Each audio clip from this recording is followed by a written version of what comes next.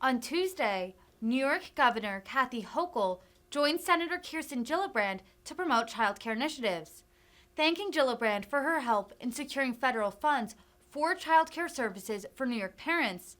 Hochul touted the state's increased services for working families. Hochul, who was running for a full term as governor, has made social services and government assistance a cornerstone of her pledge to voters. Democrats in the Empire State have long pushed for universal pre-K and affordable childcare, using tax incentives and public programs to ease the financial burden on working parents. Governor of the great state of New York, Governor Kathy Hochul.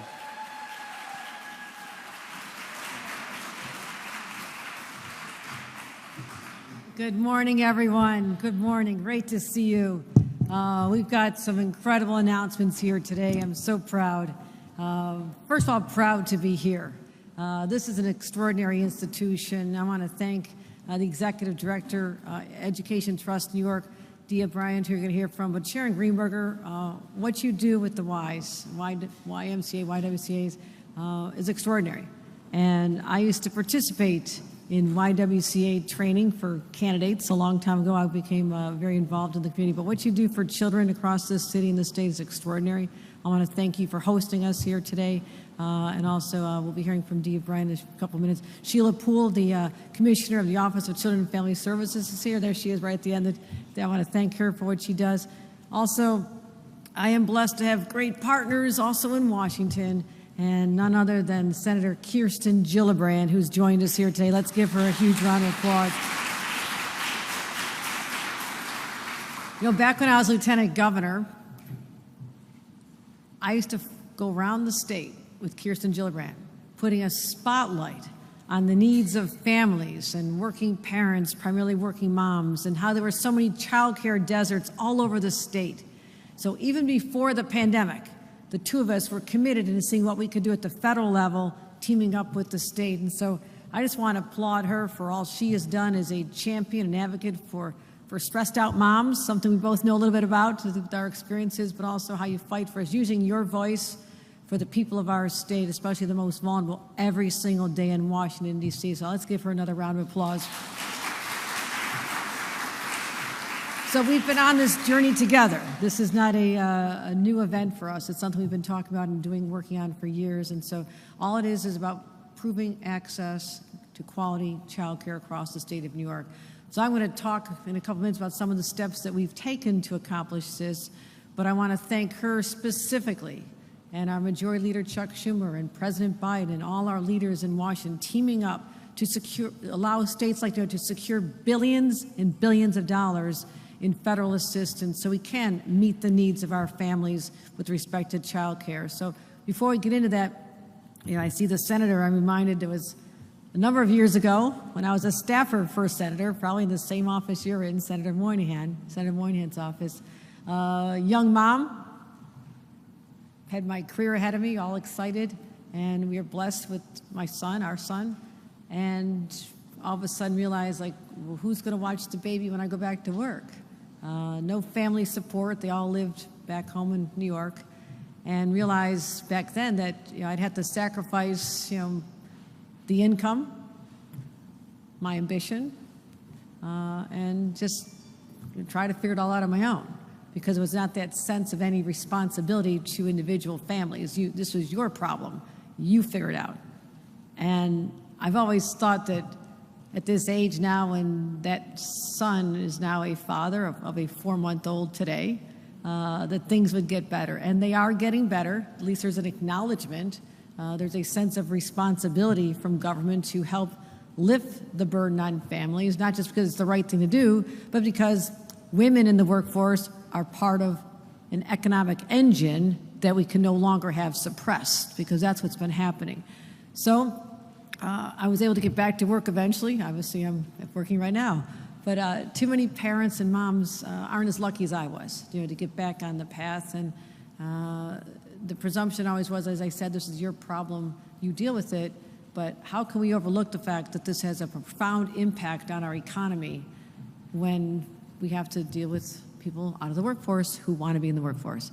So here's the challenge. I mean, it's a well-known phenomenon that we have a child care crisis. There's just not enough child care slots in the first place. And secondly, if they do exist, they're just too expensive. They're out of reach for everyday New Yorkers. So the dual crisis of availability and affordability is something we talked about. But this is all before the pandemic. It was bad before the pandemic. And all of a sudden, the sky fell in. And I wrote an op-ed literally 2 weeks after the pandemic and spoke about who's being hardest hit during the pandemic. Well, it was the moms, the working women who many of them had jobs, but they couldn't zoom into life. They still had to go out and help take care of sick people in hospitals or work at the stores and help get the groceries out to people. I mean, they had so much stress. But who's watching their kids? Because guess what? The schools are shut down. The child care centers are shut down. So what a toxic brew here, and put all that weight primarily on moms, and many of them were single moms. So we had a real crisis. And as I mentioned, we had this beforehand. At the time, you compare us to other nations. You know, the average other rich countries would spend about $14,000 a year on helping families. Here in the U.S., it's about $500, no comparison. And many New Yorkers were already spending 40% of their income on child care. But then everything just imploded. And it was really hardest hit in black and brown communities because these are more likely to be the frontline workers, unfortunately the lower wage jobs. And their support system collapsed as well when the child care centers had to shut down. So it's devastating. It took people off the track they're on and eliminated their wages, their earning potential for years to come, and it also had a devastating impact on our children. You know, we're still reeling with the effects of what it was for children to be taken out of their normal environment, security of being in an environment where teachers understand them, there's other classes, the comfort that they had that was denied them all that time of trying to learn at home. I mean, we're still dealing with the fallout. But New York State lost over 2,000 child care programs. And I'm not talking about slots, I'm talking about programs. And over 20,000 child care slots that were there before the pandemic when things were still really tight, those are gone now as well. And nationally, there's over 1 million fewer women working all across the country than there were in February of 2020, direct impact of the pandemic. So last week on Women's Equality Day, I directed the Department of Labor to study the pandemic's impact on women, particularly in communities of color, and talk about solutions and ideas. And that's going to take a little while, but I still want to get my arms around it. We can't ignore the fact that this phenomenon happened, and that'll be out by this time next year. But I'm not waiting. I don't need numbers to tell me we've got a real problem. And so we're making sure that New Yorkers, New York families, are not left out in the cold any longer. In my very first budget as your governor, we secured an historic $7 billion to address child care, $7 billion. And that was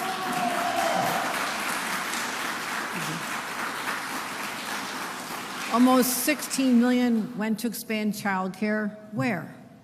At SUNY and CUNY campuses, because we want people to better themselves and get those higher wage jobs. They need that credential, they need that certificate, or they need that actual degree.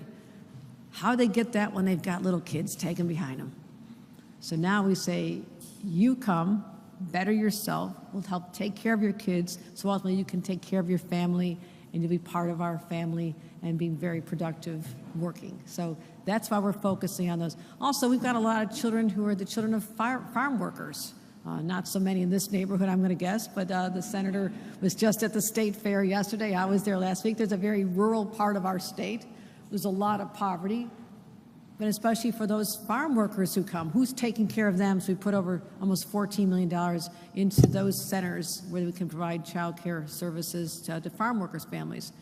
$50 million for a child care capital program because we have to build new buildings. You know, the design, the construction, the furnishing, all these equipment expenses. And last month, we announced the second tranche of grants to go to new and existing child care providers operating basically in the child care deserts. So areas of our state that have been identified that do not meet the needs of the communities. So thus far, we've allocated over $100 million of the funding to create nearly 12,000 new child care slots in child care deserts. So that's what we've already done. But now we're investing $2 billion into subsidies. What does a subsidy do? Well, it says to the family, you're not on your own. This does not all have to come out of your pocket because it just doesn't add up. You're earning minimum wage and you're spending up to $27,000 a year for a preschooler and an infant. Okay, do the math. That does not work at all.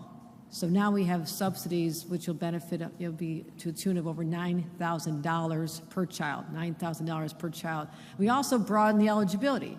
It used to be that families earning up to $55,000 for a family of 4 were eligible for subsidies. We're doing our budget, and I'm thinking, I'm trying to make the statewide budget add up. How does a family sitting at their dinner table make this add up? So I said, let's go higher, let's go big. Now the number is $83,000 a year per family. Up to that, you can secure. We went up to 300% of the poverty level instead of some of the earlier proposals. I just did not think were bold enough. So we made all these changes, and also the reason we could do that, again, Senator Gillibrand. She made sure, constantly communicating with us, what do you need, how much do you need it, because I'm going to get this done for you. And I'm so grateful to have her because of her efforts, working collaboratively. We now have the ability to expand access to over 400,000 New York children. That's half of New York children are now eligible for these expanded services. But what I'm announcing today is like people need to know about this. What is shocking to me right now is that only 12% of families eligible for child care assistance are taking advantage of it. They don't know about it. And here we are adding even more, making it easier on them, but if they don't know about it, it doesn't matter. It hasn't helped them. They're still struggling out there. So we're launching a multimedia marketing campaign for the next few months to let families know what's available for them. We're going to target social media, radio ad, digital, highway billboards, bus posters, go into nail salons, barber shops, wherever anybody wants to hang out, take a sign, we'll get the information out there, and especially targeting Hispanic and African American communities. Let's just get the information into the communities so they understand very simply how to make sure that they can secure this assistance. So we're doing that starting very shortly, but also today I'm announcing that we're accepting our second round of child care provider stabilization grants. That's open to school-age child care providers. And over 900, this is a big number, 900 new child care providers that have been licensed just since January. I said, speed it up, get them out the door, 900 new providers. So that'll be paid for with $343 million in federal money. Thank you again, Senator Gillibrand.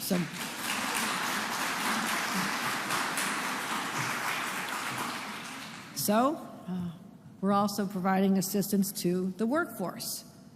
When you think about child care providers, the people go in every day and basically parent our children for us, in our behalf. They're also the first teachers. I told them we were going around during the pandemic, I said, at the time, you were the essential workers for the essential workers. So now we have to bolster them up. A lot of people left the workplace. They have their own families to take care of, a lot of stress on them.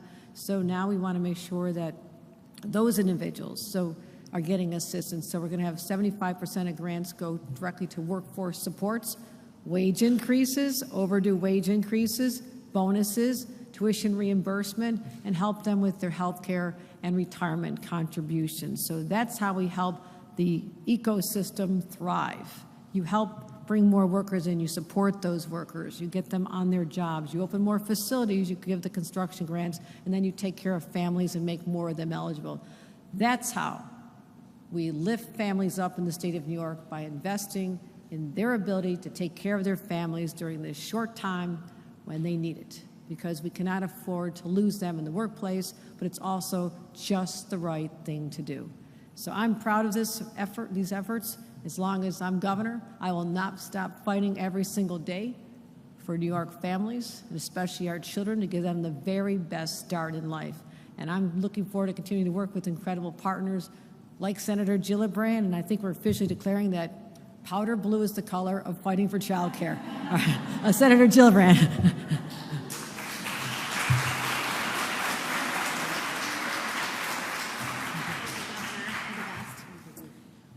does help to have a governor who's a mom, because these issues are near and dear to her heart. She's struggled through it herself as a young mother. She knows the stress and strain. She knows the tough decisions that have to be made. And that's why it's something that we both feel so strongly about. My boys are growing. One is now 14, the other one's now 18. I was on the phone in the car, walking in here, trying to get the 18-year-old to order sheets for his college dorm. So it doesn't end, and it's a joy. So thank you to our governor, who's just brilliant and so thoughtful and cares deeply about the constituents that she represents so well. And I want to thank her for her leadership and her vision and her tenacity to never, ever, ever give up. And that's why this good policy is coming to fruition. I want to thank Dia Bryant, our Executive Director of Education Trust New York. Thank you for your leadership and your vision and your hard work. It's wonderful for Kathy and I to have partners like you who are on the ground actually implementing the programs that we're trying to pass into law. So thank you for that. I want to thank all the other advocates who are in the room. I appreciate all the work you do every day to help our families thrive. I want to thank the YMCA for the amazing programs and childcare that you offer here, which is wonderful. And you are one of the groups that will be eligible to apply for this money. So it's very important that we're doing here. The bottom line is our children are our nation's future. And when we invest in them, we invest in our country, in our values, and in the strength of our future together. While we certainly can't control how our children choose to lead their lives, we can certainly nourish them, we can educate them, we can guide them towards a path to success, to launch them into the world.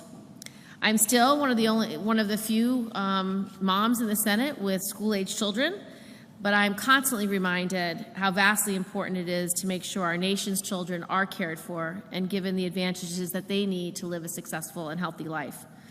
As the governor said, about 22% of Americans are under the age of 18, and about 1/4 of those kids are under the age of 5.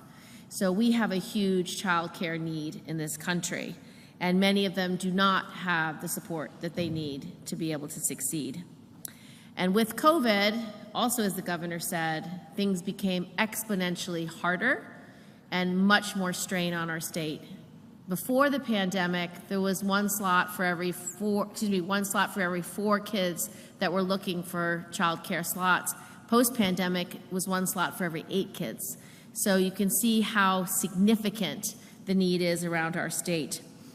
The reason why I worked so hard on these funds in the American Rescue Plan and the CARES Act is because I knew our governor would spend the money to actually improve care and to expand care, and that's exactly what today's announcement's about.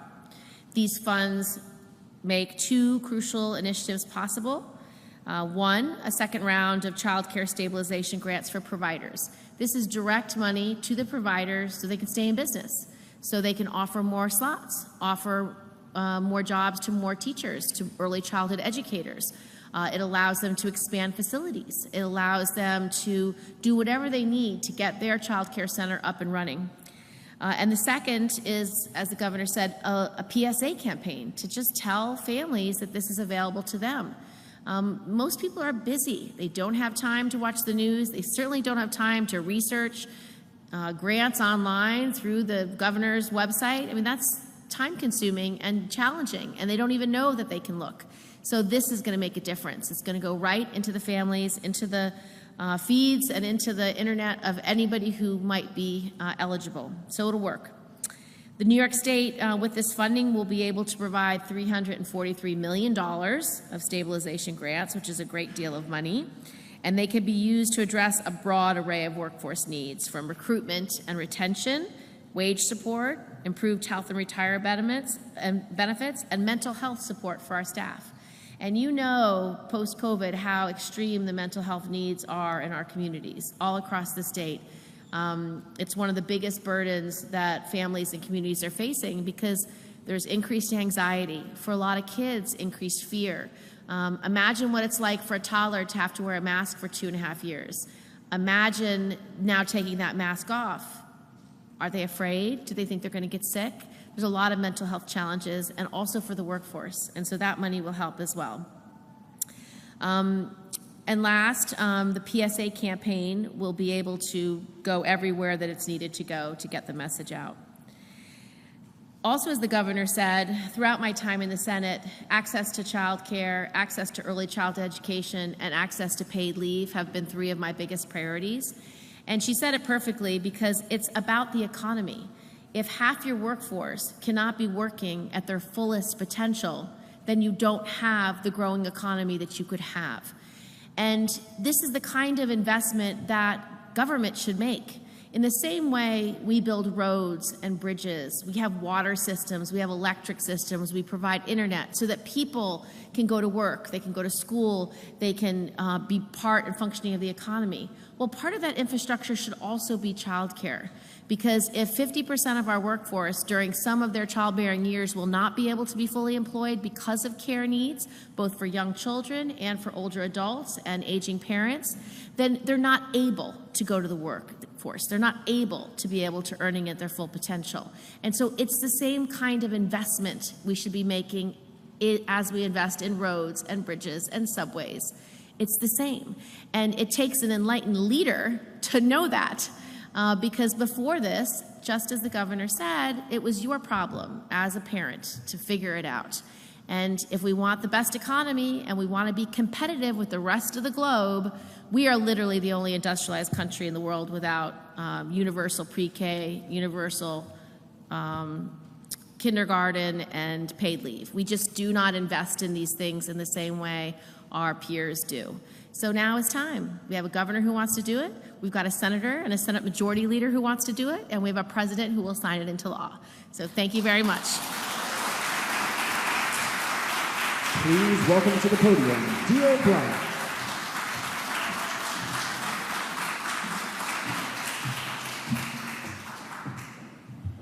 Good morning.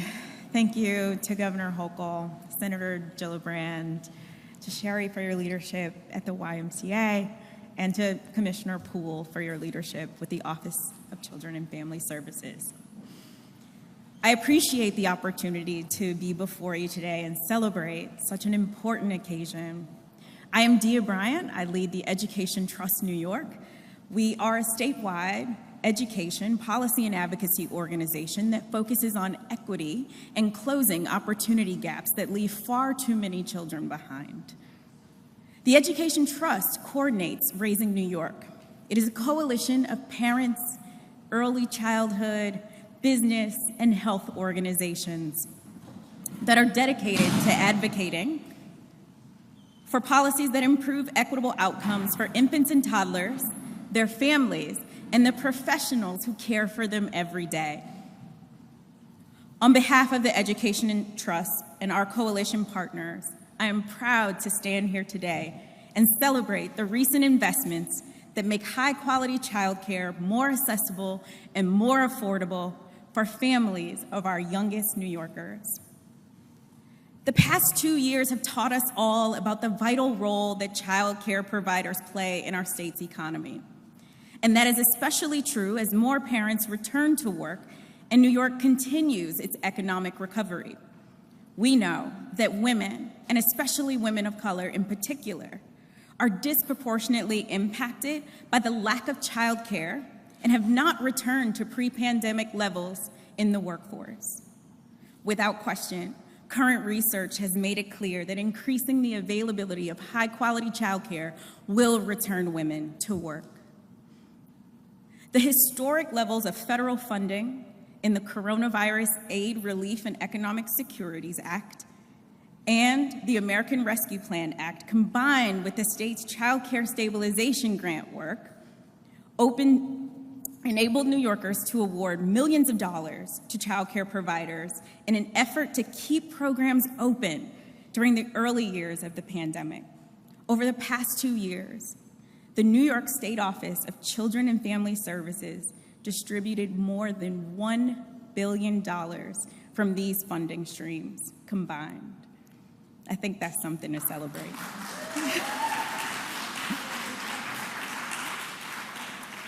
The infusion of these relief dollars has been critical to the survival of childcare providers, many of whom were already struggling before the pandemic. And the pandemic exacerbated the conditions, as many have shared already. As our state leaders take critical steps to make childcare more affordable for everyday New Yorkers, families, I hope, will learn about new income eligibility and follow with historic enrollment in childcare subsidies, across the state, particularly in communities of color, under-resourced communities, and others who have felt the impact of the pandemic most deeply. A recent report by Raising New York showed that improvements taken on by the leadership here have provided better access and more ease for providers when completing application for funding. Their efforts have helped lead to increased funding distribution, particularly for home-based care providers who are largely owned and operated by women of color and are more likely to face complications with finances. Placing stabilization funding directly into the hands of providers helps to mitigate debt and helps to cover rent payments, mortgage payments, teaching materials, and cleaning supplies that many may need. As the applications open for school-age programs and new providers, I'm looking forward to how much more impact we can make. We and our coalition members look forward to continuing to work alongside Governor Hochul, Senator Gillibrand, and their teams, and many other committed stakeholders to ensure that we have a clear picture on how these significant investments are impacting our youngest New Yorkers. We hope to continue to disrupt systemic racism and poverty through investments like this. Childcare providers play a vital role in our state's economy, and that is especially true as many more parents continue to think about getting back to work. New relief dollars will be essential to returning New York's providers to helping New York's providers keep their doors open and continue to serve New York's youngest. Today, I am thrilled that New York is taking yet another step in the right direction. We look forward to seeing how our state and federal funding will continue to support the early childhood sector. And for me, there's a future where every child has high-quality care, where we eliminate deserts, we have a well-compensated workforce, and parents can work in the jobs that they desire. Thank you. Thank you for attending today's event. For those joining us here in person at the Y, we ask that you please remain seated during the photo. Thank you.